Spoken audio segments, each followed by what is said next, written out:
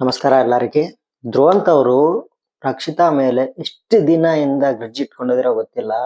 ಅವರು ಇವತ್ತು ಎಲ್ಲರ ವಿಷಯ ನೋಡಿದ್ರೆ ನಮ್ಗೆ ಬೇಜಾರಾಗುತ್ತೆ. ತಂಗಿ ತಂಗಿ ಅನ್ಕೊಂಡು ಅವ್ರ ಮೇಲೆ ಎಷ್ಟು ಅಲಿಗೇಷನ್ ಹೇಳಿದಾರೆ ನೋಡೋಣ.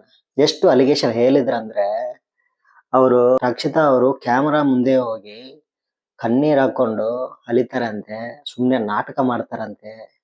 ಅವರು ಎಲ್ಲಾರನ್ನ ಅವಶ್ಯಕತೆ ಇದ್ದಾಗ ಮಾತ್ರ ಯೂಸ್ ಮಾಡ್ಕೊಂತಾರಂತೆ. ಅವಶ್ಯಕತೆ ಮುಗಿದ್ಮೇಲೆ ಹಂಗೆ ಡಸ್ಟ್ಬಿನ್ ಅಲ್ಲಿ ಹಾಕ್ತಾರಂತೆ. ನಿಜನಾ? ರಕ್ಷಿತಾ ಅವರು ಧ್ರುವಂತನೇ ತುಂಬಾ ನಂಬಿತಾ ಇದಾರೆ, ಬಟ್ ಅವರು ಆ ನಂಬಿಕೆನ ಕಳ್ಕೊಂಡಿದ್ದಾರೆ. ಈಗ ಇವರು ಮಾತಾಡಿರೋ ವಿಡಿಯೋ ರಕ್ಷಿತಾ ಅವರಿಗೆ ವೀಕೆಂಡ್ ಅಲ್ಲಿ ಸುದೀಪ್ ಸಾರು ತೋರಿಸ್ಬೇಕು. ನೋಡೋಣ ಧ್ರುವಂತರ ಮನ್ಸಲ್ಲಿ ಎಷ್ಟು ವಿಷಯ ಇಟ್ಕೊಂಡಿದ್ದೇನೆ ಅಂತ ರಕ್ಷಿತಾ ಅವ್ರಿಗೆ ಗೊತ್ತಾಗಬೇಕು. ಆವಾಗ ನೋಡೋಣ. ಇದ್ರ ಬಗ್ಗೆ ನಿಮ್ಮ ಒಪಿನಿಯನ್ ಏನು ಅಂತ ಕಮೆಂಟ್ ಮಾಡಿ. ಬಾಯ್.